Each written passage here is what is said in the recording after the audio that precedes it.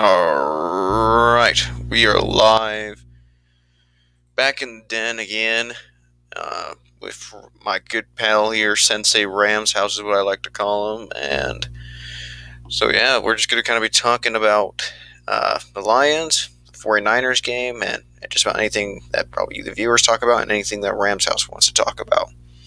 So I think I want to start with, what were your initial thoughts of the 49ers and Lions game? My initial thoughts of the game. What's up, Mo? Man, so as a Rams, I have an interesting perspective because as a Rams fan, I'm watching the Lions, enjoying the Lions' point of view, but I'm also watching as a Rams fan as the 49ers are a division rival. And in the end, I came away being like, man, I ain't worried about the 49ers. I wasn't impressed with them at all, really.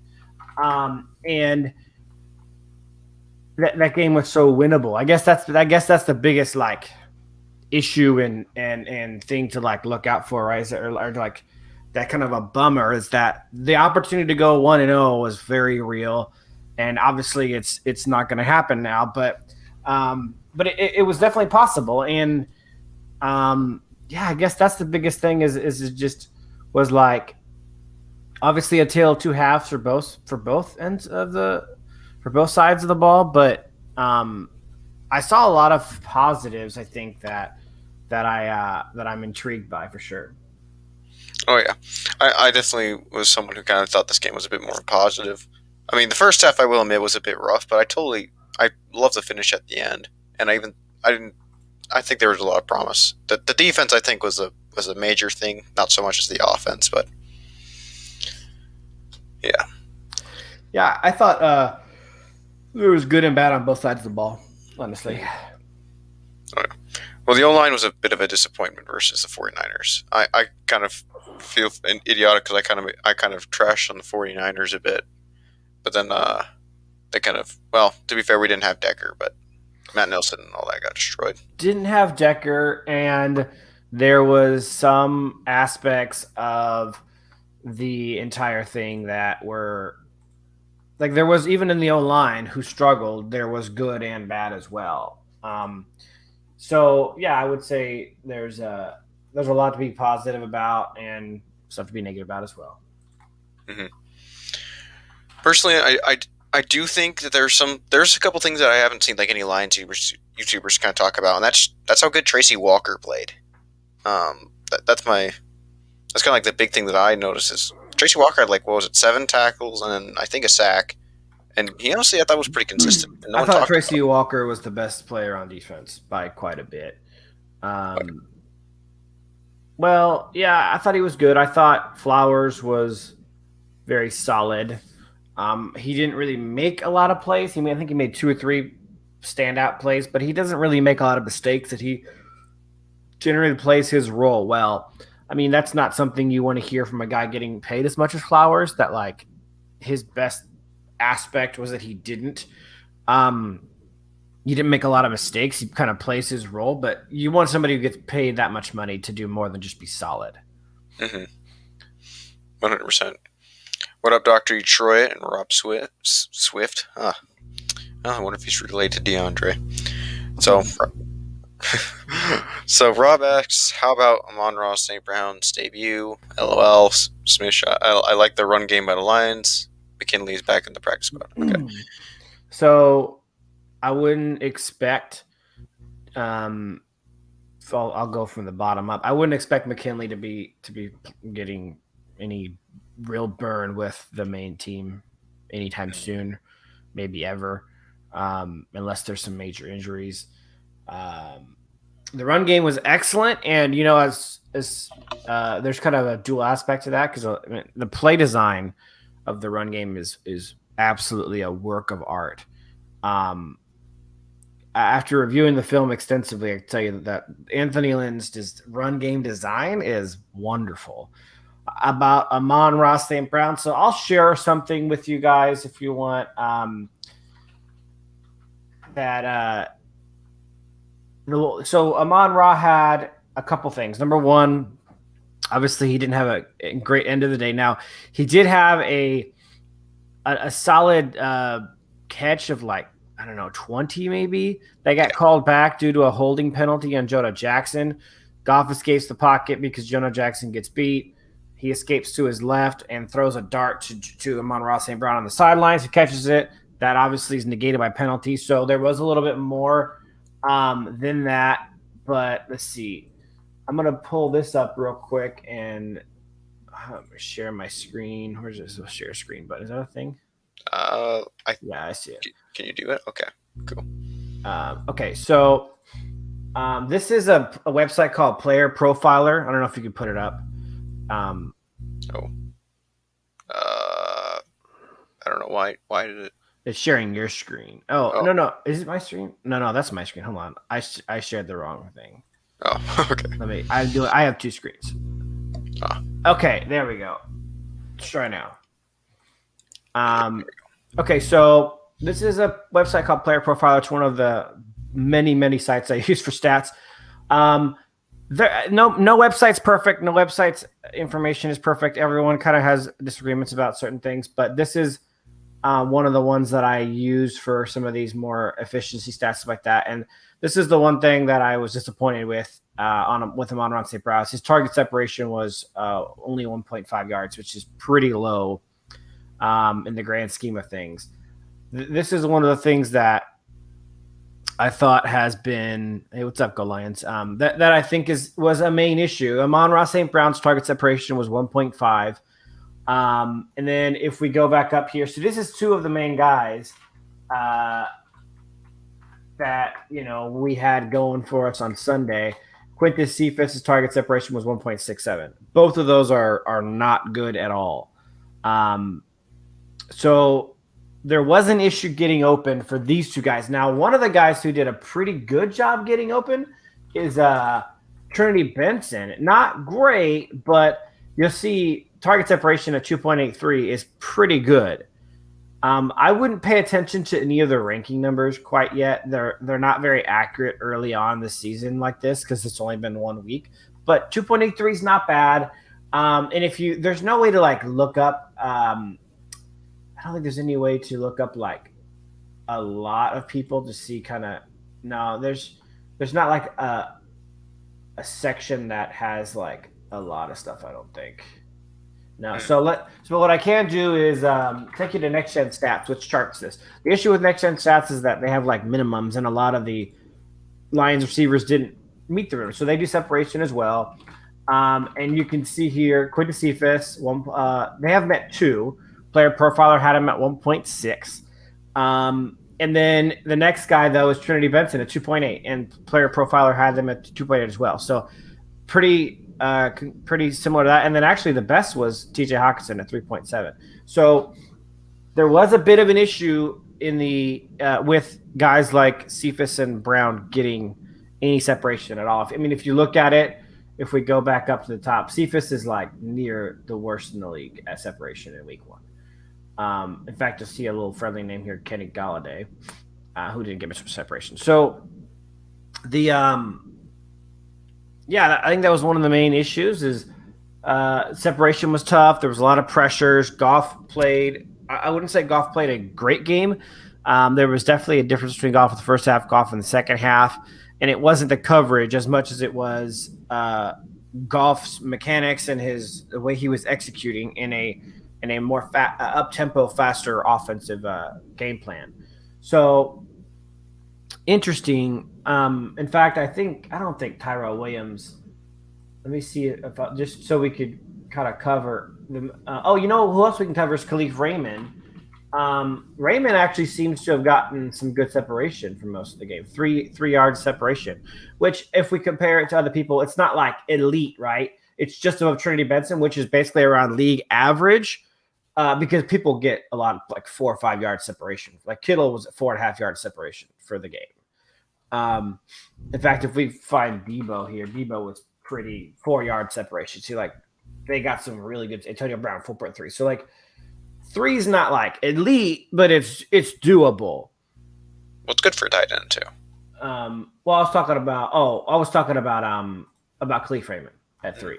And as a deep threat, that's not great. It's not terrible. And then Tyrell Williams, he obviously was limited to a half, but his separation was at 2. So the three main guys that we're going to see at wide receiver, um, I think the three guys who will probably lead in targets, Quintus Cephas and Amon Ra and Tyrell Williams, were all one, like 1.5 and 1.6. So they were all on the bottom fifth of the NFL and getting separation. So that was an issue. If I'll when we're talking about the offensive line issues, we've got, this is the recap of the game from PFF, and I don't go to PFF for their ratings, but I do appreciate their stats. And they allowed, the O-line allowed 33 pressures, which is a lot of pressures to allow in a game. So I think that could be somewhat problematic. Swift said Goff missed a couple easy throws where he took off and ran because he wasn't looking downfield. I find that stuff to be questionable. I mean, he definitely missed some throws. Some of those are objectively like reaching. Like I saw a couple of videos from Mobby, and one of them was, would require, depending on the situation, would require Goff to throw across his body to Khalif Raymond pretty far downfield while being chased by a guy.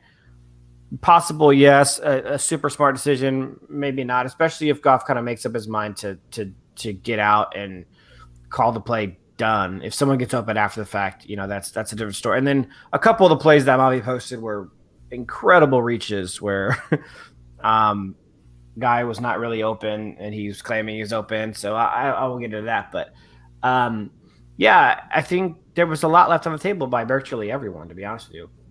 Mm-hmm. I think that was a big time issue with that. Yeah. Well, and my big thing is it was the first game of Dan Campbell's rookie. Like, it was a rookie head coach and then you had Goff with his entirely new team. Lynn's working with a quarterback that he hadn't worked with before. He mostly kind of worked with those mobile quarterbacks lately, like Herbert and Tyrod, when he was legitimately calling plays. And so it was definitely like this different setting. And also, I mean, Goff, according to ESPN, had like 5 deep ball attempts, like 7. past 20. No, in the first half. Oh, so in the first half. Yeah, first half he had.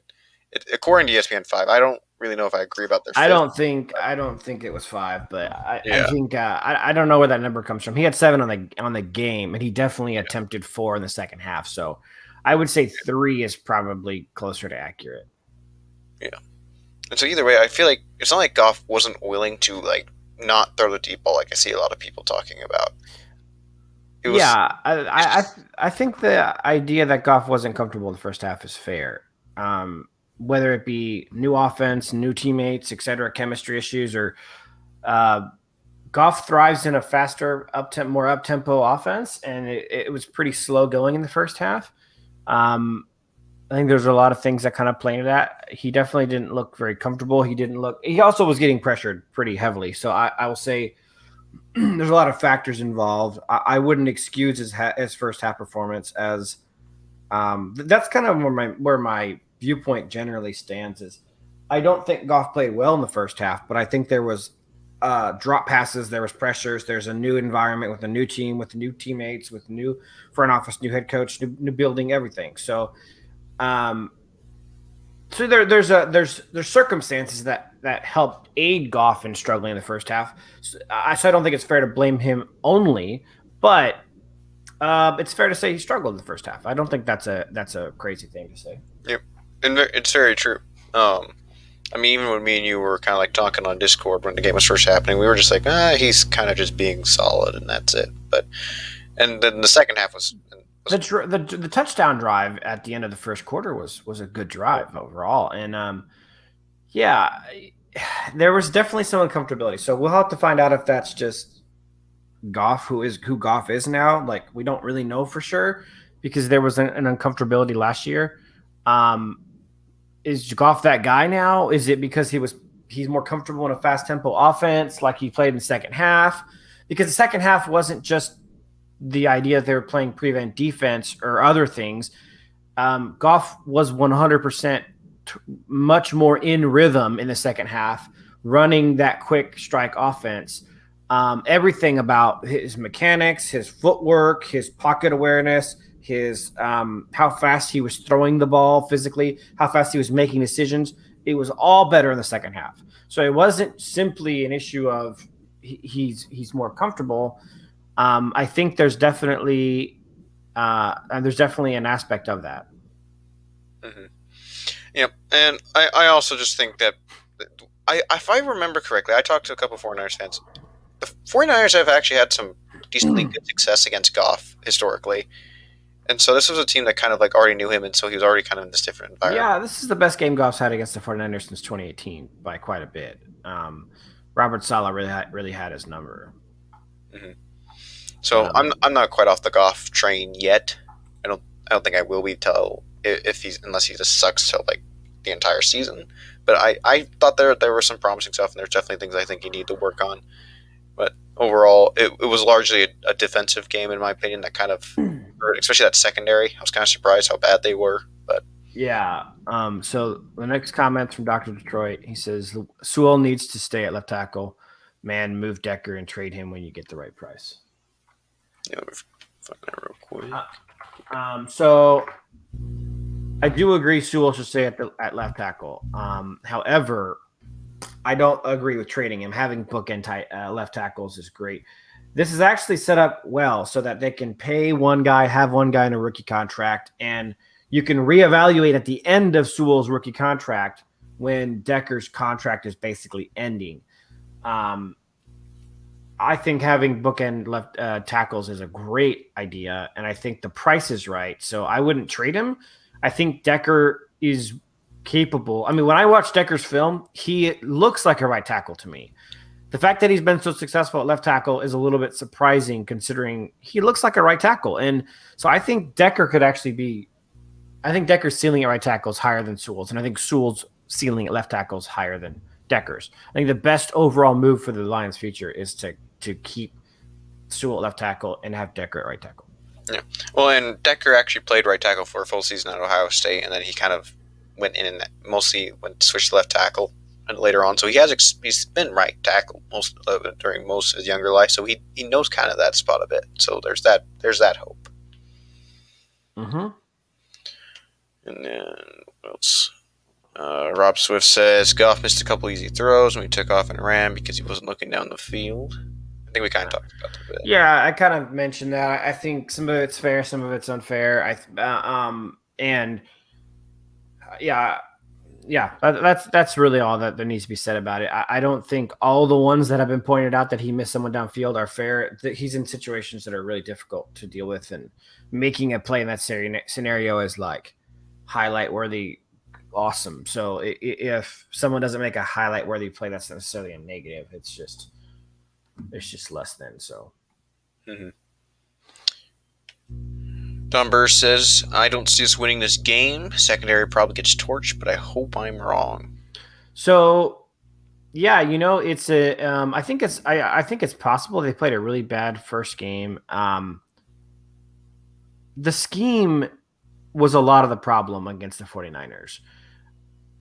Obviously, the secondary players played horribly, specifically Amani, Okudah, and Will Harris. Now, A.J. Parker was good, and Tracy Walker was good. If you guys aren't on Luke G's Discord, I've gone through all of the film, and I took screen grabs where I highlighted things that were going on in each play throughout the entire game. It took me 6 hours. You guys want to get a little more context on what happened in the game, you could join the Luke G's Discord and get in on some of that action. But Tracy Walker was phenomenal. I think he actually had a very good game. I like the way they're using him. But man, we didn't get any pressure, and I think a change of I don't want to say Okudah's injury is not going to be good for the team, but I think taking a severe beating in week one like that, the way they did, I think is good for like, it's like a nice wake up call. Maybe that's a little optimistic, but yeah, I think it's going to be a wake up call for not just the secondary, but for the D line to get some pressure, and for Aaron Glenn to really get that play call and that design down. Hmm. Well, yeah, and I think the big thing is it's also just week one. I mean, what could be a strength in week one could be a weakness in week two, and vice versa. I remember last year I watched the Jags Colts game, and the Jags just like dominated the Colts, and then the Jags didn't even win the rest of the game. Right. So it's just week one, and people got to realize that this is like the start. People are rusty. They've had at best preseason action. That's it. And Don B says, I don't see us winning this one. I'm presuming he's talking about Green Bay. Yeah. Do you think there's any possibility we can win against Green Bay? I'm kind of. I mean, I always thought there was a possibility of winning at Green Bay. Being on the road makes it more difficult, but um, any given Sunday is a real thing, and the fact that I think there's a lot more to the team than we saw in Week 1.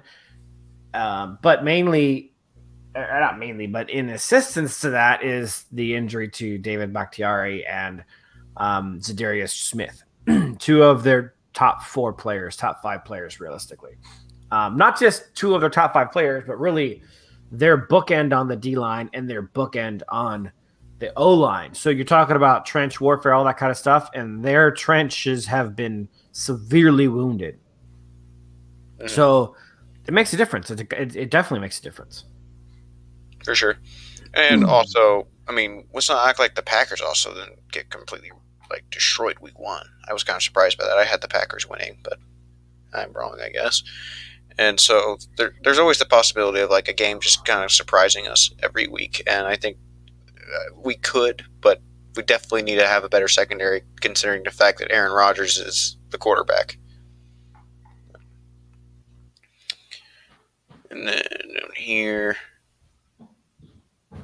Dr. Troy kind of agrees with what I was kind of talking about earlier. The defense is just horrible. Yeah. We talk about Goff, but Goff is right now. The defense blows.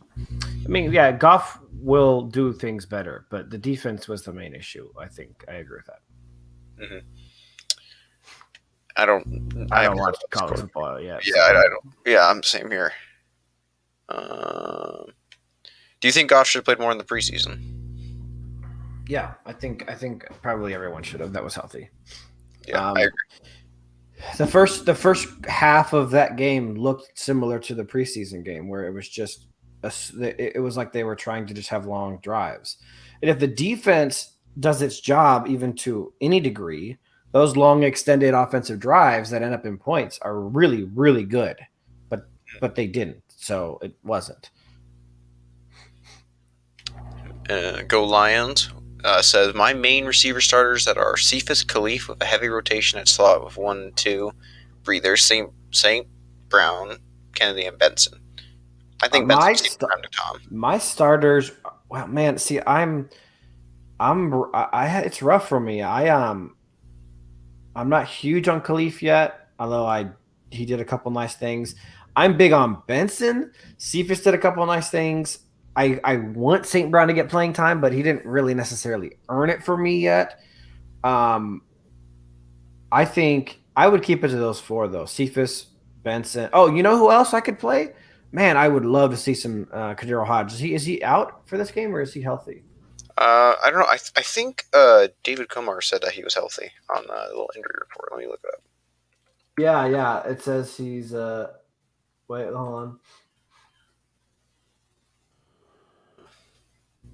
I don't have any data on that. It doesn't look like Kadero Hodge could be a legit deep threat though.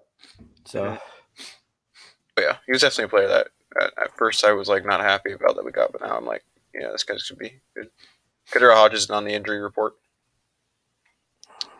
Okay, so I think Kadero Hodges is a healthy scratch according to DetroitLions.com. So that's okay. nice. I think it was because he had just arrived. Like Right, they said Trinity Benson only had 3 days of practice to be with the team, and Hodge arrived after him. mhm. Yeah. Let's see what's the next one. We're talking about college football. Uh, Steve-O says Decker can't run block like Sewell. No, he can't. but Decker has Decker has a lot of the attributes you want in a right tackle. Um, he's got a solid frame. Um, his footwork as a left tackle isn't it's not insane. He doesn't have the best get up. And so generally speaking, when you're talking about right tackle versus left tackle, previously in the NFL, left tackle was the one dealing with all of the good edge rushers. Now, in today's game, a lot of the more speed oriented guys play on the right, and a lot of the more power combo guys play on the left. For example, Nick Bosa, who's more of a power edge rusher, plays on the left side, or rather, he lines up versus the left tackle. Guys like Von Miller lined up on the right. TJ Watt, who's mostly speed, lined up on the right. Um, I think TJ Watt's probably a combo, but he's very fast. And a lot of those speedy guys run up on the right side. So there's the length that Decker has really can be helpful there because his footwork isn't good enough, and his length is useful in keeping guys like Von Miller and stuff from bending on the edge to get around people. Mm-hmm. For sure. And I also I just think Sewell really can just be like way better than Decker is at left tackle. Like largely better. Like I'm not saying Taylor Decker isn't like this fantastic left tackle, but I don't think Taylor Decker's like on this dominance level of like a Trent Williams or a Sewell that Sewell could be or whatever. And I'd rather have Decker play at right tackle, which he could probably honestly I bet you he could have probably switched to right tackle better than Sewell. And then get the ceiling of Sewell's left tackle spot, which he played well. I mean, he only had 2 practices. And he did a good job versus Bosa. I think he only allowed like 1 sack. And I think that's one of the important factors to remember too. Is he was playing against Nick Bosa for almost the entire game. Mm-hmm.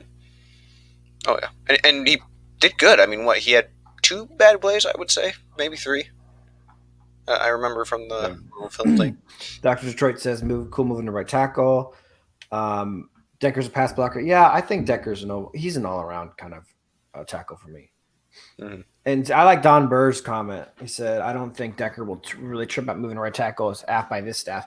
I don't think he would either, to be honest with you. People have to realize that there's something special here in Sewell. Mm-hmm. Oh yeah, it's not like we're just drafting another Decker. Sewell was legitimately considered like a top tackle. Like people thought like the Cincinnati Bengals were for sure going to select him. I really don't see how. I was a huge Sewell guy even before like we could have drafted him, and I even watched his film before the college season even started last year. Sewell's a fantastic player. The reason we drafted him over like Rashawn Slater is because of his ceiling. The man is just scary athletic. His ceiling is off the charts. I think it's higher than Slater's, which is why I think that they went with him. Looks like Go Lion says, no disrespect, but I don't agree. Deck has earned the right to be left tackle. No, Decker earned the paycheck he got, which is the paycheck that he's getting as a left tackle. Moving to right tackle is a natural progression for someone like Decker who gets older. Playing Sewell at right tackle for a long time when he is on that rookie contract is an absolute waste. Sewell has Hall of Fame potential. And Sewell needs work in the sense that everyone needs work. Sewell just went up against one of the top edge defenders in football and really won. You ask any 49ers fan out there if they expected Bosa's day to be that quiet, and they're going to tell you no. No one expected Bosa to have that quiet of a day. The sack was really a coverage sack. Sewell didn't really lose it. He had 1 tackle for loss, which I believe was when Jamal Williams tripped on 4th and 2. So I'm not sure that's really a hard-earned one either, because Bosa was on the ground on that play. He wasn't up making a tackle. He kind of got pancaked to the inside by Sewell. So it's not about Decker or Decker's feelings. It's about what's best for the Lions moving forward. That's the important part, in my opinion. Yeah. Well, and I definitely think Taylor Decker has definitely like proven that he can be a good left tackle. There's always room for improvement for a team, and if Sewell can be that improvement, then Well, more importantly, can Decker be that improvement at right tackle? I think Decker will be better at right tackle than Sewell. I agree. I mean, everyone was saying Sewell was his bust in the preseason, and we go see him play left tackle, and he shuts down a top 10 at the very least in Bosa. I mean, very impressive. I don't think guys like Bosa come out and say you look much better at left tackle for no reason. I agree. I think we get pressure this game. Trent Williams is a grown. Dang, man. Packers O-line is good, though. Packers O-line is good, but their bookends are not that good. Bakhtiari's out. Their right tackle's not nearly as good. But I don't really like the O-line without Bakhtiari as much. Well, they have a couple good pieces, but they're on the inside. And so what you got to realize is they're going to be going up against Levi, by the way, who you can't leave alone. And they're going to be going up against McNeil, and you can't ignore McNeil. You ignore McNeil, and he'll eat you for dinner. Like it's not like the inside guys can be ignored. So you're talking about getting our edge rushers and Romeo and Flowers on their tackles, who is Elton Jenkins. By the way, Elton Jenkins is a really good talent, but let's not forget Elton Jenkins is not a left tackle. He played, I believe, center all last year, or was it left guard? I think it was guard. They also lost their start. Yeah, he played guard because they had Corey Linsley. They lost Corey Linsley to the Chiefs, I think. No, to the Chargers. And so you're talking about Josh Myers. I mean, who on this O-line is scaring you? You got Billy Turner at right tackle, Royce Newman at right guard, Josh Myers at center, Lucas Patrick at left guard, and Eldon Jenkins at left tackle. The only guy on that group who's elite or at least really good is Eldon Jenkins, and he's playing out of position. In college, he played center and guard. He really didn't play on the outside. So I wouldn't even consider him much of a threat playing out of position like this until he proves otherwise. Very much true. And I also hope we could maybe see Julian after how bad Charles Harris played. And I think he could be a threat too. For sure. Lions are 4-4 the last 8 games against the Packers, starting a 4-game losing streak. Dang. Yikes. Yeah. Go Lions! You don't earn the right like it's seniority. That same old Lions mentality to me, but I respect your opinion. Yeah, I actually agree with that. And when Hank Fraley said, "Oh, Decker's going nowhere," I don't like that mentality. That's the same mentality that has Alex Anzalone starting over Derek Barnes. If you support that mentality, then you should be pounding the table for Alex Anzalone because he's earned the right to be the inside linebacker because he's a veteran. He's not a rookie. You know, he has experience with the staff. Like, that's what that mentality is about. It's about seniority, when in the reality, it's about what's best for the team today and moving forward. So I equate those things as equals because it's not like you're taking Decker off the team. You're moving him to the right side, where, by the way, I think he can be just as good. If he's just as good on the right side, he's a top 3 right tackle. And Sewell clearly looks significantly more comfortable on the left side. Enough to where the guy who just, like, we're guys, right? We're just guys watching film, talking about football. But the guy who spent the entire week watching his film, Nick Bosa, said, oh, there's a major difference between him at right tackle and left tackle. I'm going to take Nick Bosa's opinion over really probably anyone else's. This is what this guy does for a living, is study people who play tackle. And he's good at it. So I think the higher ceiling for both players is at those respective positions. 100%. Lions can win this game, pound the ball on them, control the clock, and they are weak at defense right now. They're weak at defense. I think they're going to struggle against the run. And, they've got some issues. Isn't Darnell Savage out right now? I know he's banged up. I don't know if he's officially out, but I think he's listed as, like, questionable or doubtful. The Saints rushed all over them. They ran for 171 yards. They just ran the ball all day long on them. I know that they were up a lot and they just were kind of running the clock out some too, but they didn't ever struggle running the ball against them even early. Well, actually, I just looked up. Darnell Savage is listed as questionable, but so is Lucas Patrick, so they might not even get Lucas Patrick either. And he's the right guard. Is that where he's at? Yeah. Left guard, I think. Yeah, he's a left guard. Yeah, he's questionable. So it's interesting. Savage is a beast, so that would be a huge loss for them. If they lost Savage on the back end, they lost Smith. Sedarius Smith, and they lost Bakhtiari. That's a crazy. Those are the three most key injuries possible besides Aaron Rodgers and Devontae Adams. For sure. Yeah, Hank. All right. Yeah, and I just talked about that. I don't like that attitude. It's annoying. Think about the. It's not annoying. It's a backwards message. We talked about it all preseason, right? We kept saying, "Oh well, let them compete and earn their spot." Well, if Sewell plays out of his mind, you can't just end it now and say, "Oh, no matter what Sewell does, it's over. Decker's getting that left tackle position." Well, if Sewell plays out of his mind, top left tackle in the entire NFL, and just balls out, you're going to say, "Oh no," that's not how that works. Mm-hmm. You can't be preaching competition and earning your stuff all offseason and then say, "Oh, there's no chance." You're just talking out of both sides of your mouth. I don't like that attitude, and I think that's the same reason why freaking Alex Anzalone is sitting in the middle of the freaking defense doing nothing all game long. But I'm sorry, he's not doing nothing. He's hurting his team all game long. Very, very true. Well, and it's kind of like the same thing that you thought that we would have once we let go of Perriman.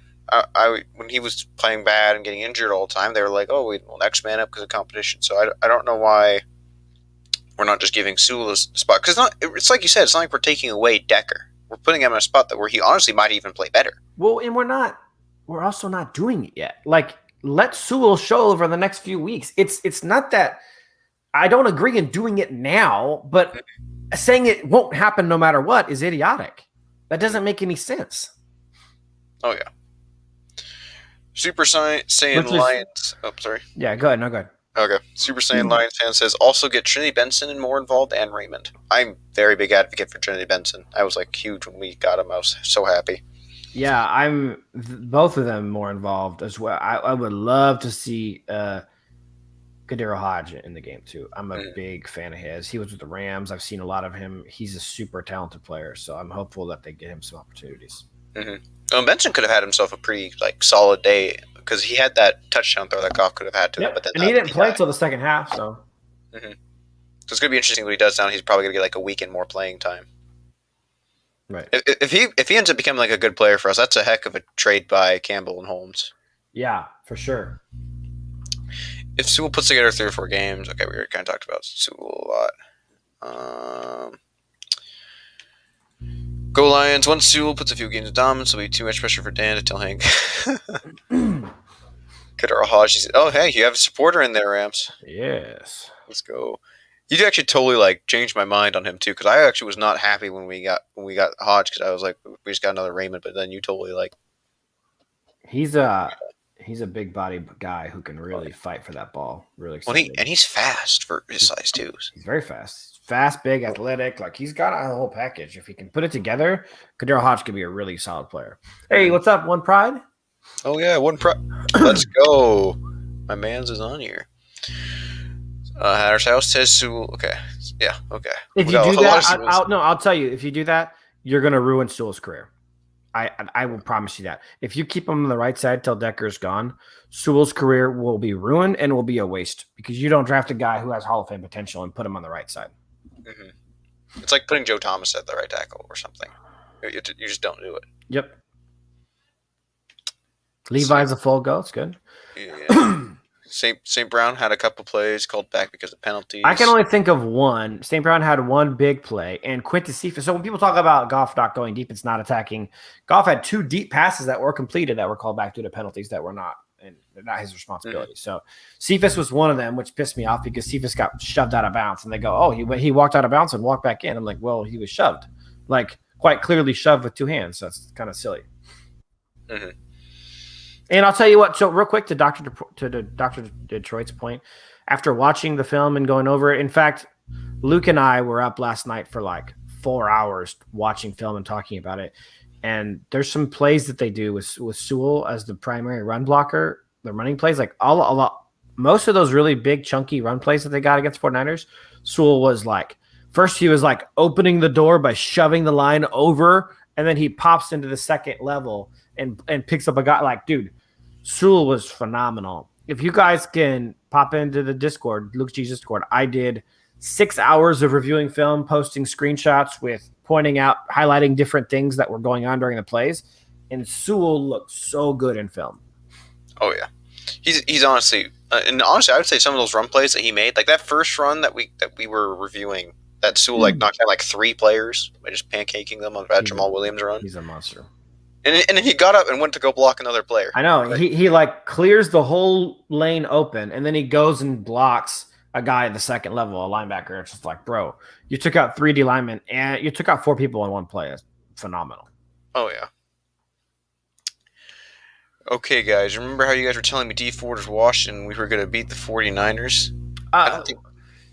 Well, first of all, D Ford is washed. We're not going to freak out about a guy who had a good game against Matt Nelson. Okay, that's nonsense. Second of all, beating the 49ers was a possibility. I mean, they blew it. It wasn't like winning that game was out of their own possibility. That game was a winnable game, and they blew it. The secondary blew it.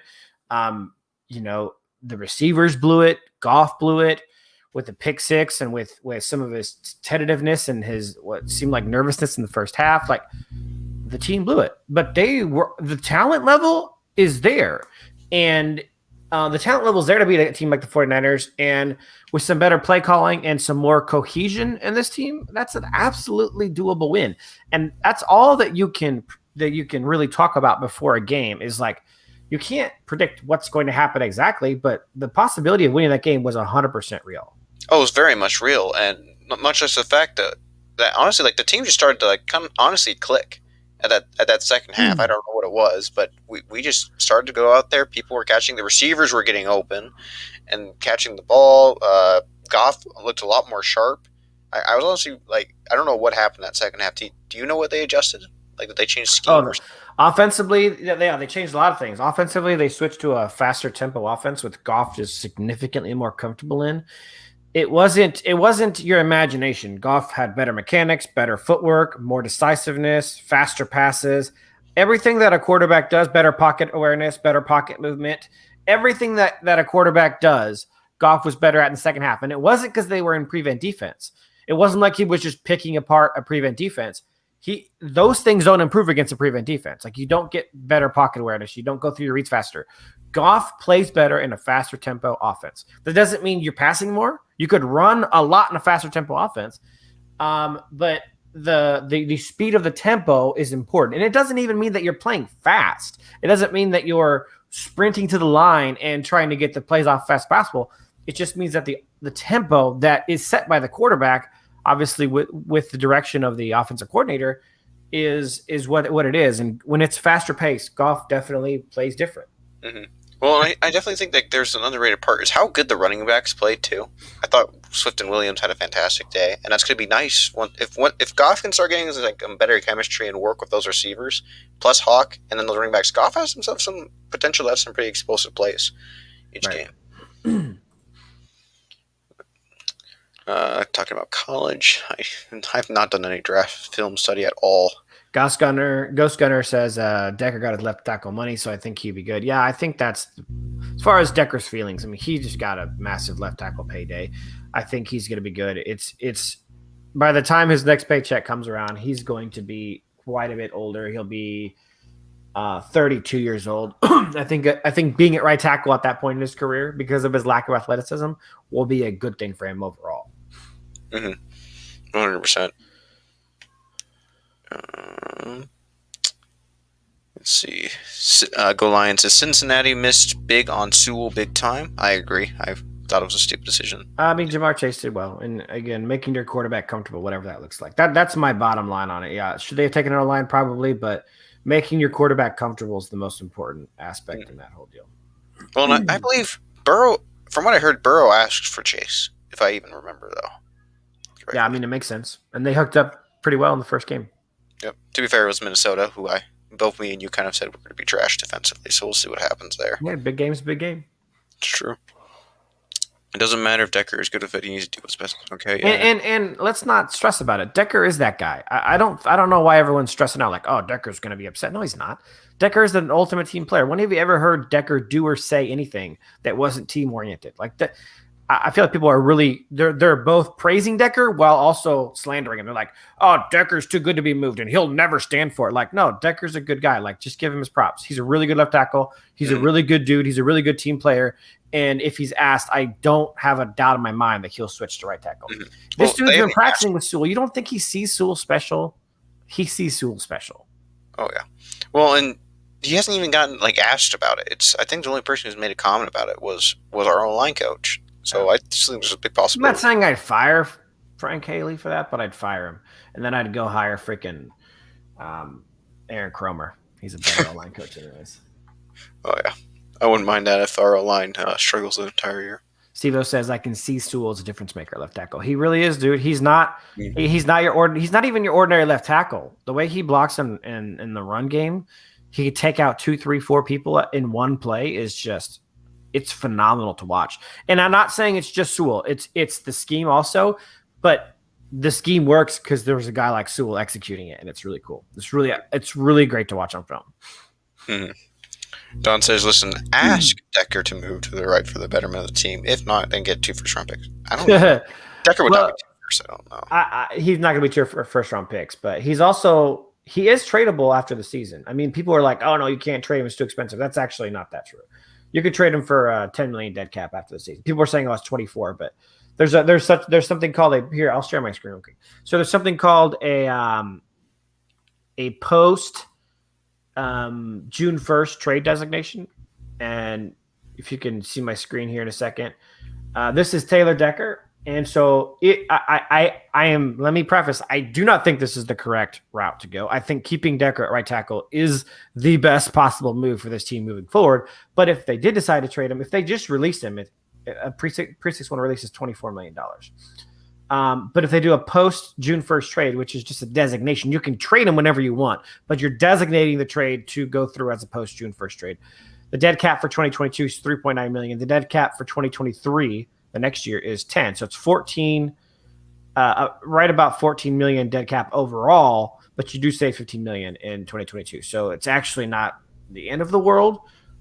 People telling you that it's too expensive to trade Decker are not. They don't know the numbers well enough. This is the numbers. It's doable, but it's also the wrong move. I agree. Well, and there's no guarantee that our next right tackle we bring in could be good. Right. Let's see. To that point, real quick, to Steve-O's point, yeah. I agree. I think Decker is a difference maker left tackle. I don't think he's game changing, but I think he can be a game changing right tackle. I really, really do. Well, I think he's a really good pass protector. I mean, last year he showed that. I don't even think he's solid in the run game. That's actually what he used. So I don't know if you were ever Decker's solid. Decker. He's kind of like the Trey Flowers of left tackles. He's just good all around. He's not incredible at anything, but the things that he does well, I think, are going to match up against the guys who play on the right side, like Khalil Mack, like Zadarius Smith, plays mostly on the right side, like TJ Watt. I think he'll be more equipped to handle those kinds of folks. The power that Sewell has was able to really, really negate the power of a guy like Nick Bosa. Mm-hmm. Well, and Sewell can move fast for someone his size. I mean, that's why he's the total package, right? That's why he's a Hall of Fame talent, because he has it all. But Decker, no one ever accused Decker of being some kind of super strength guy. He's just solid all around. His technique's great. There's nothing athletically about Decker that makes you go, oh my gosh, he's so good. He's just a very, very solid. He doesn't have any legitimate weaknesses. Mm-hmm. I totally agree, man. And I completely agree with Dr. Detroit on this. Do you agree? Yeah. Let's see. They've been preaching the we not me mentality, which is what the Rams kind of are now known for, and that is part of it, man. You have gotten your bag. If you're him, you've gotten paid. You're doing well, and switching to right tackle for the betterment of your team and the betterment of this young man that you've been playing with for the last 3 months is just such a class move. I can see Decker being like, this is the best move for the team. I don't think he would be fighting. Mm-hmm. Lions can get a first, definitely a third, and maybe a second for Deck. Easy. I think you'd be lucky to get a first. You got to take into account the paycheck he's getting. Although a lot of it is staying with the. No, never mind. A lot of it is not staying with the Lions. not much of it is staying with the Lions. So Well, Decker's 28, so I don't know if a team would give like a Laramie Tunsil trade for him. Decker's extension doesn't go until next year. So yeah, I think maybe he's worth a second. Maybe a second and a fourth, second and a third. I don't even know that he's fully worth a first, to be honest. I guess it depends on if you can find a team. No, he's worth a first. If you could, like a late first on a team who's desperate, like if Dwayne Brown goes down, I could see the Seahawks being like, here, take everything for your left tackle. Like, you get a desperate playoff potential team. I agree. Go Lions says, I agree. Barnes is better than Anzazero, as I like to call him. But, dude, Alex A is, honestly, I know it's early to say, but I think he's worse than Jarrett Davis. There's nothing that impresses me about him. He's supposed to be this coverage linebacker, and he looks so confused. I know we don't like Pro Football Focus, but Pro Football Focus ranked him as the worst inside linebacker in the NFL Week 1, and they're totally right on that. Next. Yeah. I'd rather have the O-line suit up. Suit up, Sewell. Up there, if only one guy gets injured, we have another. Yep. Oh, yeah. By the way, the Packers do have Za'Darius Smith in the team. No, that was announced out, I believe. Yeah, he's announced out. Unless that's changed. Za'Darius Smith.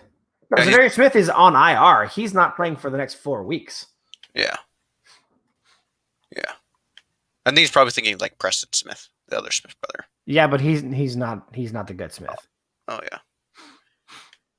Yes, Barnes over Anzabolonia.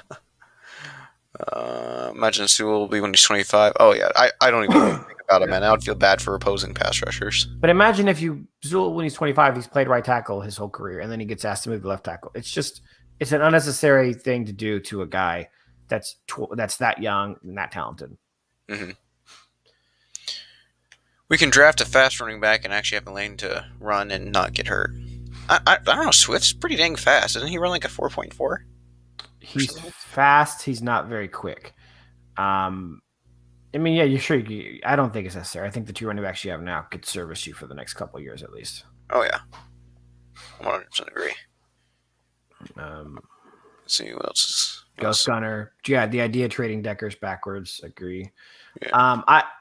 After this last game, I think Frank is taking over that top center in the NFL spot from what's his face in Arizona. I'm drawing a blank. Hudson. Yeah. Yeah. Well, Hudson's also older. I think I'd rather have a young Ragnow. Oh, for the future, but like just best right now, I think Frank might be the best center in the NFL right now. Oh yeah. Guys, we haven't watched college. I'm not a college person unless it's BSU, and so I don't know your guys' draft prospects other than Kyle Hamilton, but that's only because I had a friend beg me to watch film on it. Yeah, Don Burr's next point is really good. You get a player's coach like Campbell, he knows how to talk to a guy like Decker. Exactly.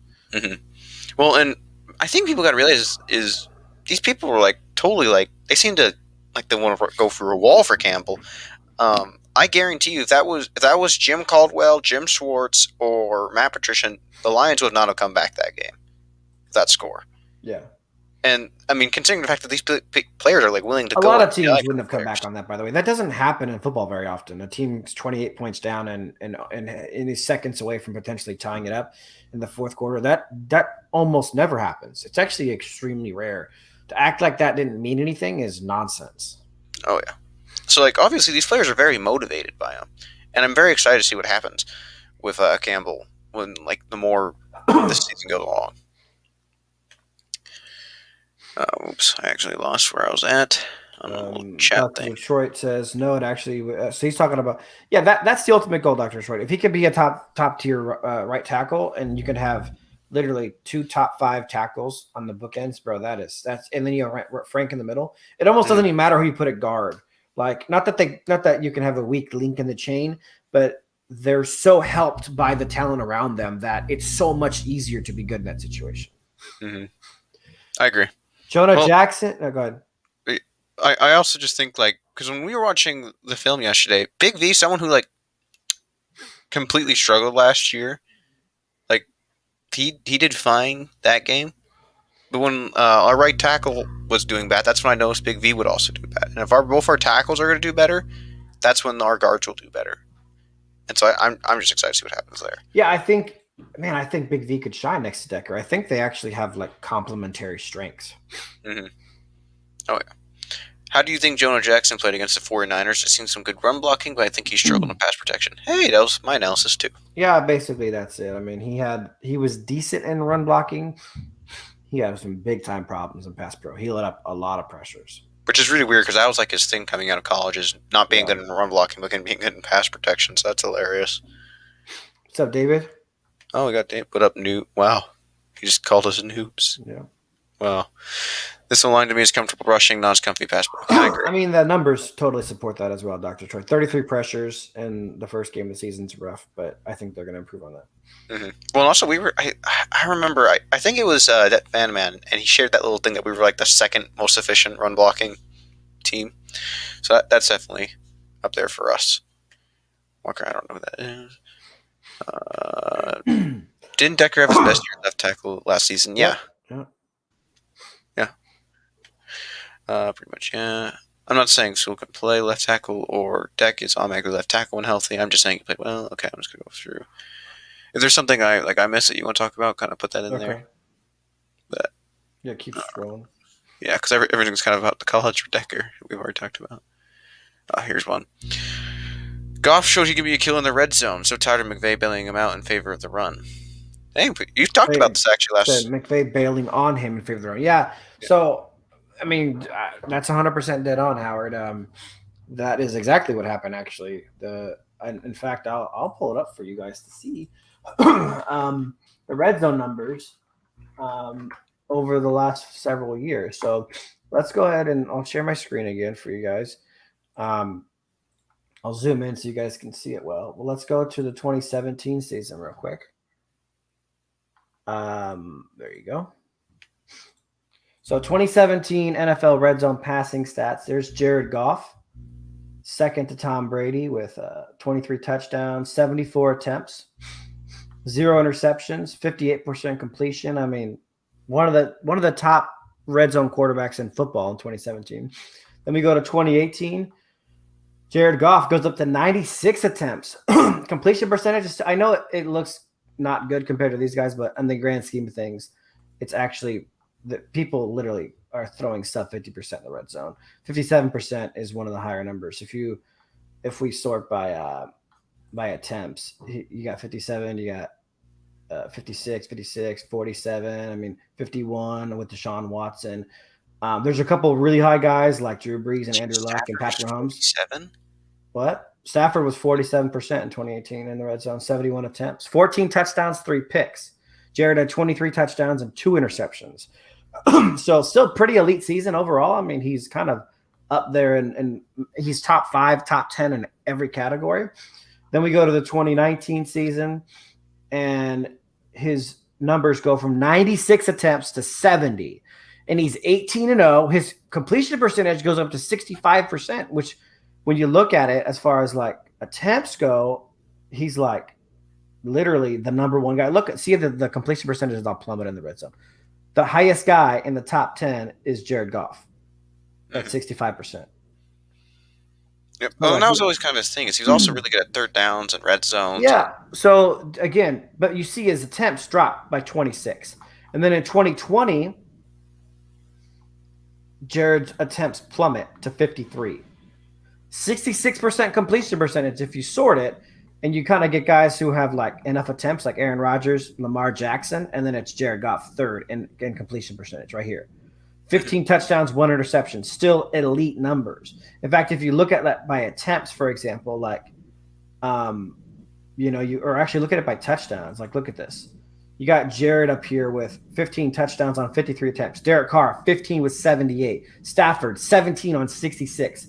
Rivers, 17 on 73. Even Watson, 17 on 85. So 15 touchdowns on only 53 attempts is really good. That's actually really good numbers. But you see his attempts plummeted every season he was with McVay. So to your point about that, it's totally dead on. McVay, that's exactly what McVay did. Mm. You're good, doctor. You're not. I mean, sorry, not doctor. You're good, one pride. You don't ever have to feel or apologize for that, man. Go to a game. I'm not as entertaining as a game. I think. Harbaugh. I haven't talked about him since he's in the NFL. Yes, Goff. Let's see. Yeah, they should start McCarthy at Don Burr, but the run games look good. We're talking about college still. Oh gosh, jeez. Here's Mass Marcus here. Yeah, so I mean, there was an especially in the first half, there was an uncomfortability for Goff. He missed a lot of throws. He was getting pressured a lot, which made him uncomfortable. He also was uncomfortable with the slowness of the offensive tempo. His footwork was a little bit uncomfortable. His pocket awareness was a little uncomfortable. Like, just seemed very uncomfortable in the first half. And he did mess up some throws. But yeah, the Lions had 7 drop passes in that game, which is a freaking lot of drop passes. If we look at drop pass leaders for the NFL last year, the worst team in drop passes dropped 2.4 a game. So 7 is almost triple that. Mm-hmm. So, and honestly, I'm debating about trading Decker if he doesn't want to go to right. And if he doesn't want to go to right, then you definitely have to look at that option. I mean, what are you going to do? But I think the best solution is to I think he'll buy it. I don't even think it's an issue. Interesting comment, Doctor. Don says, I actually think Eagles beat Niners tomorrow. I didn't watch any of the film on the Eagles. Did you see that game? No, I have not. Yeah. All I know is the Eagles killed the Falcons. But I think, honestly, I think both teams are going to be trash this year, so I don't even care. Fair. I think they're both probably the worst teams in their division. Yep. David says, I'm assuming Sewell got away with a few hold calls, but who doesn't? Hopefully fixes those issues a bit. I didn't think he was too horrible about the hold calls. No, I mean, it's just basic stuff. When we look closely, we see lots of stuff. Yeah. Getting Levi will help. I think so, too. I think having Levi is going to massively improve our pass rush. But players love the playing staff. We've seen that game. I think it's all about conversation. I think that's true. Mighty Onina says fast-paced offense prevents the QB from holding the ball too long, and also a greater percentage of the defense making mistakes. I mean, both those things are true, but it's also just where Goff is more comfortable. That's where he played in college, and 2018, 2017 Rams were fast-paced. They really slowed things up in 2018 when the offensive line was struggling to block really, really badly, which is weird because that's kind of productive, right? Like making it faster is better, but the reality is most pocket quarterbacks thrive in a fast tempo offense. Tom Brady plays in a fast tempo offense. Drew Brees played in a fast tempo offense. Peyton Manning played in a fast pocket quarterbacks. The quarterbacks thrive there because they don't have the mobility to escape pressure often. Mm-hmm. Well, and also it's just the truth. Also, when a quarterback is compared to slow pace and getting pressured, you've showed that passer rating thing like 1,000 times. A quarterback gets pressured, he's bound to play worse. But when he's in an offense that A, fits him, and B, starts protecting him a bit better, then he's probably bound to play better. And hopefully that this how we play in the second half continues versus Green Bay. Levi is Grady Jarrett, and Dr. Detroit agrees. Is Grady Jarrett a good comparison? I always kind of thought so, but I don't know. I don't think they're very similar at all, to be honest. I remember someone gave a comparison for an old Detroit Lions legend. I think his last name was Ball. What was his name? He's like one of our best players ever. I mean, I'll have to think about a comparison for Levi. But yeah, I don't think he's Aaron Donald like some people say, but I think he's a great player. Let's not do that to the boy. That's not fair. Oh yeah. Oh, I hate it when people compare it. Like when Okuda was getting compared to Ramsey, I was like, oh dear, that's just good. Steve-O said, yeah. So David, let's go to David real quick. He said Trey Flowers did nothing compared to the contract he signed. I actually agree with that, and I like Trey Flowers. When you're getting paid as much as Trey Flowers is, you need to make plays. You can't just be super solid and not make mistakes. Although that's really good and helpful, you have to make plays in order to earn. It's not $90 million. Yeah. So then Steve-O says the Texans got 2 firsts for Tunsil. Yeah, but Tunsil was on a rookie contract, which meant he was getting paid a lot less than Decker. That's a factor. And he was a lot younger, which means that their capability of keeping him for longer is better. So Tunsil's value is far, far greater than Decker's. Lakers. And also, you got to remember the GM was Bill O'Brien, who has questionable trading history. Let's see. I Trey don't think Brockers is gone. Brockers? Wait, someone say I mean, Brockers? we're not going to judge Brockers off of one game in which he wasn't that bad in. He wasn't good, but he wasn't bad in. The other guys are probably all gone just because of contracts alone. Mm-hmm. I just think if Trey Flowers doesn't start to produce plays, then he's gone just because he doesn't earn that contract. I mean, he's still a decent player, but he's not worth that money. Brockers just got signed to a new deal. Plus, he's a really good leader. He's a really good locker room guy, and he's solid at his position.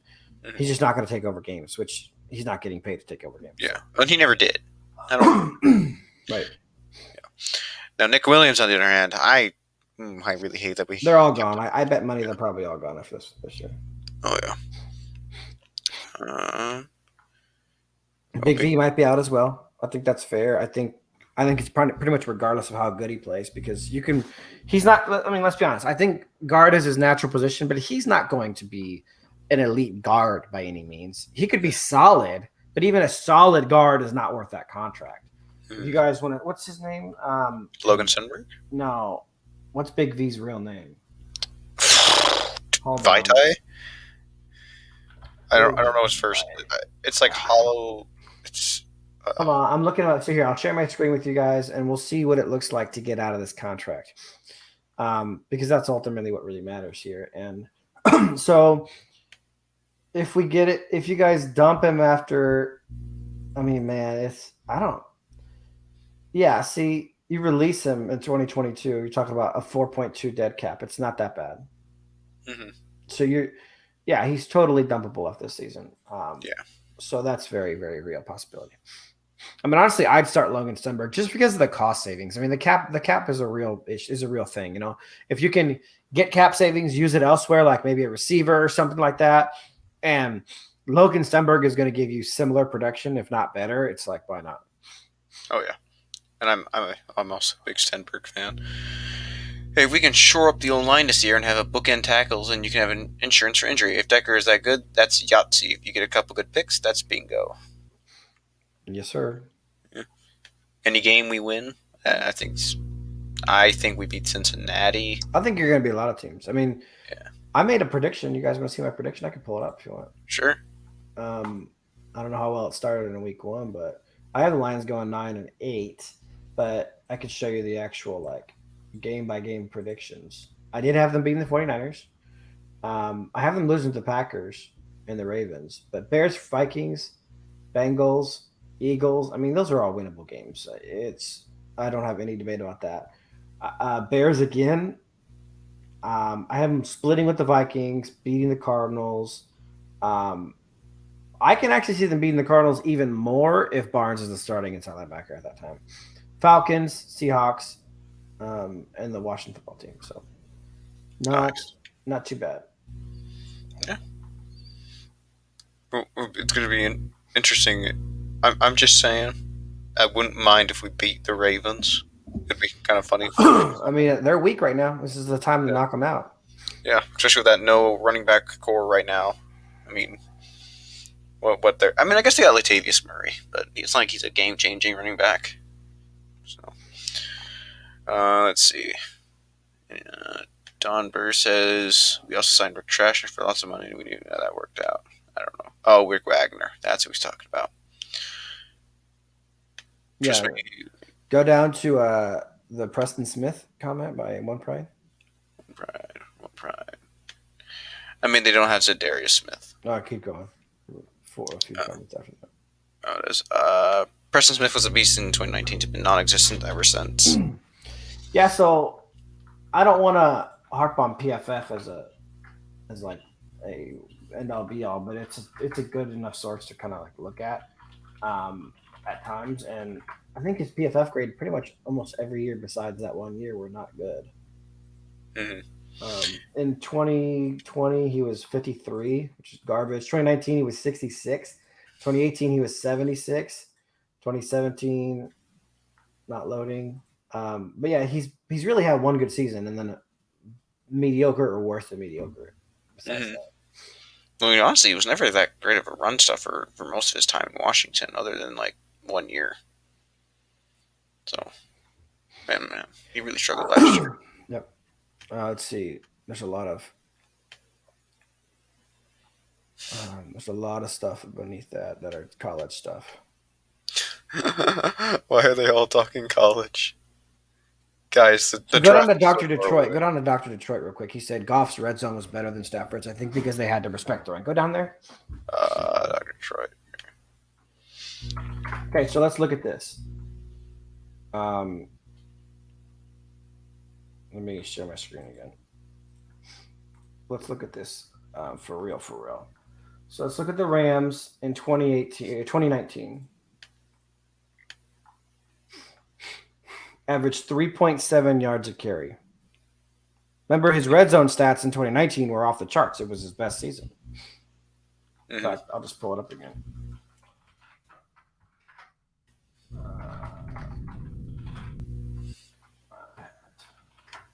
So 2019, Goff was at 65%, 18 touchdowns, 0 picks. Look at that running game, 3.7 yards a carry, 26th in yards. I mean, Todd Gurley's numbers are atrocious. 857 yards, 12 touchdowns, 3.8 yards a carry. Malcolm Brown wasn't good. Darrell Henderson wasn't good. I mean, like, that's trash running right there. You guys talking about Stafford not having a 1,000-yard runner. That's garbage. The running game was not a factor in 2019. And even 2020, besides the fact that the scheme was awful, we were 10th and 17th in yards per attempt. I mean, we were average, basically. We had 7th in attempts, but our actual like yards per attempt and stuff like that wasn't that good. So I don't think the threat to run was nearly as crazy as people think it was. Plus, we were rotating 3 running backs in. I mean, it's just like there was not a singular threat everyone was afraid of in the red zone those last 2 seasons. True. Pride 40 says we have the 8th best run offense according to DVOA, which is advanced stats. Mm-hmm. Yeah. Well, I think once Swift starts being a bit more like rusty and we get a bit more Williams, I honestly think we can be top 3. I mean, what Jamal Williams had 6.6 yards per carry or 6.0, I don't remember which one it was. And so if Swift and Williams can get going, we could honestly be a really elite run game team. Let's see. I don't know how to make people mod. I don't know, man. Let's see.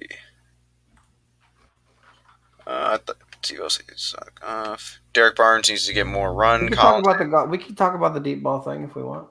Okay. I thought Goff played decent versus the 49ers. We want to see him not to be scared to throw the ball downfield.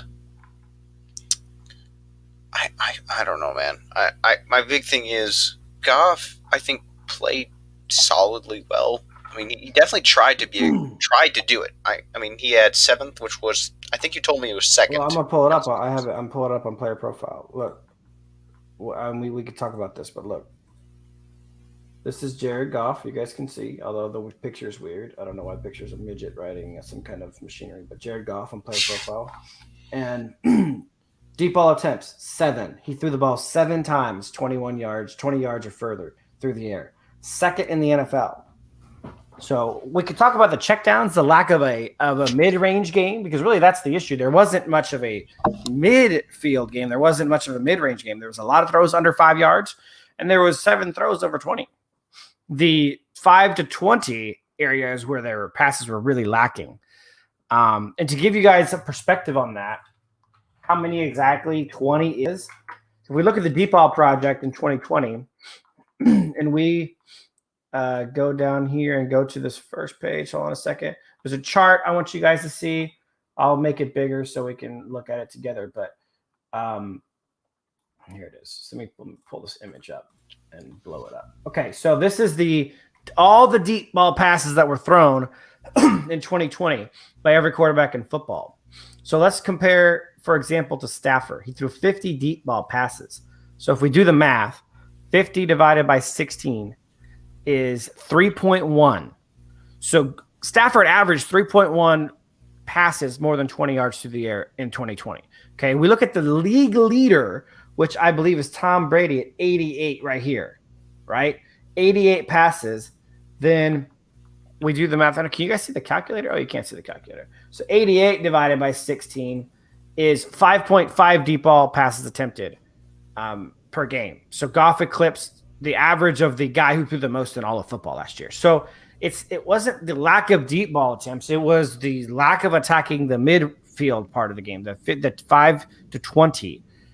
If we look at, I have next gen stats open in one of these bad boys. Here we go. We go to charts. We go to passing. We go to the Lions. So me and Luke G went through this yesterday, right? So this is Goff's passing stuff for this game. So the passes under 5 yards were 1, 2, 3, 4, 5, 6, 7, 8, 9, 10, 11, 12, 13, 14, 15, 16, 17, 18, 19, 20, 21, 22, 23, 24, 25, 26, 27, 28, 29, and 30. So 30 of those passes were below. Did I count those right? Let's see. 3, 4, 5, 6, 7, 8, 9, 10, 11, 12, 13, 14, 15, 16. It was like 36 here. So there was the middle of the field was the part that was actually ignored to a degree that was alarming. The deep passes were there. Obviously, we want him to go further than 20 yards out. He threw some that were between 20 and 25 or 20, 25 and 30. Sure, you want Jared to throw a couple shots that are 40 yards downfield. There is one over here on the right. See this little guy up here? That was the deep ball to Quintus Cephas, and it was a bad pass. He missed it pretty far wide out of the bounce.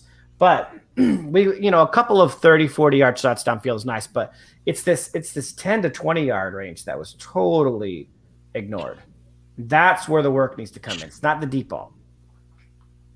I agree. Derek Barnes needs to get more run, and end zone are terrible. Simply put, I think we already talked about that.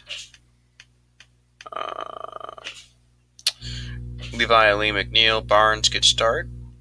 I agree.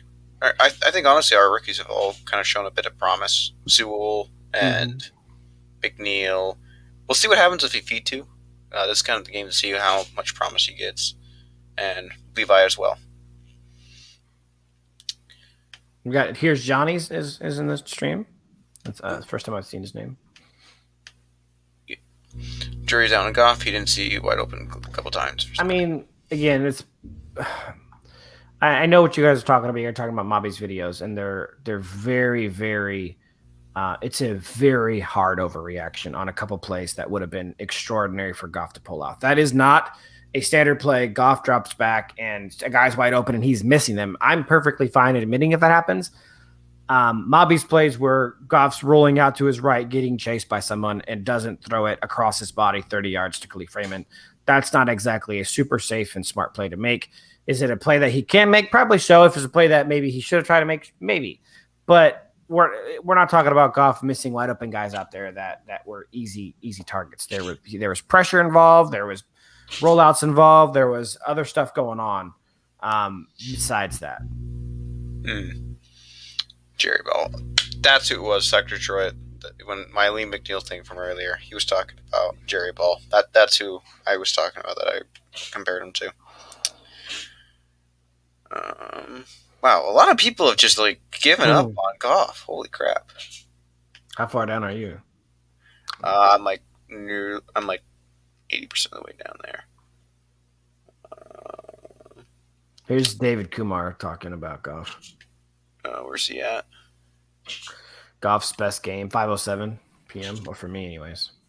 5:07. So that'd be you're in Central, right? So you're only 1 hour ahead of me. So it'll probably be 3:07 for me. 3:07.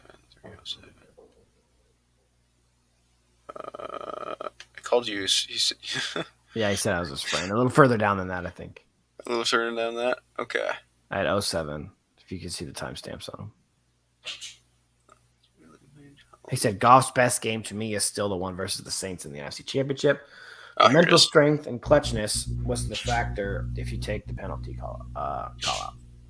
Mm-hmm. Yeah, I mean, it was Goff's. I mean, dude, Todd Gurley didn't do jack squat in that game. He was a non-factor entirely. I want to say Minnesota game was up there too. Minnesota game was fantastic, but it wasn't the pressure of the NFC Championship game, so that it's a little bit lessened for that. But Todd Gurley against the Saints ran for a whopping 10 yards. It's really good. 10 yards of running. You know who ran for 10 yards? Jared Goff did. Jared Goff has had as many rushing yards as Todd Gurley in that game, and he did it in one less attempt. Mm-hmm. Yeah, for sure. All right. Well, I just got a notification that my parents are wanting me off, I guess. So I guess this is going to be the kind of the end of the live right here. What do you have any final remarks? I'll look at everyone else's comments later and talk about them. But no, I just game's coming up Monday night. It's going to be a good game. I think there's a chance to win it, especially with the injuries that are going on. Excited to watch it, but it's going to be a good game. Yeah. Got any players that you're excited to see versus the Packers? I mean, a lot. Yeah. Well, but notice Dr. Detroit, real quick. Dr. Detroit said Mobby did good videos finally, but he was hard on Goff. Well, but that's not good videos. When you only show one side of the coin, the one that proves you're right, and you refuse to show film on things that show that you might have been wrong, like that's not film analysis. That's looking for what you want, which is all Mobby ever does, to be frank. He's not out there looking at film and letting the film speak to him. He's going and cherry picking film that makes him look like he's smart. Mm. All right. Yeah, for me, I'm very excited for Trinity Benson, and I'm very excited to see more T.J. Hawkinson, and more importantly, Kadero Hodge. Yeah, Kadero Hodge. But I'm also excited to see how Fitu does. I liked watching him versus. I mean, you never know, man. He's athletic. Maybe he just maybe this all clicks for him in his first game as a starter, like the pressure, and he just takes the pressure on, and he people do this. It's not. This happens, man. People just rise to the occasion and just be great when greatness is needed. Who knows? I mean, what if Levi does it? What if freaking Barnes gets some more playing time and does it? I mean, these guys are talented. They're athletic. They're smart. That's one of the things about this team that they're doing is they're getting smart guys, they're getting athletic guys. So the idea that a smart athletic player can really just when the team needs them the most, they rise up and they become great. Is that's how that happens in football. Mm-hmm. All right. Thank you, man. Yep. I'll see you later. Have a go. Thank you guys for all watching.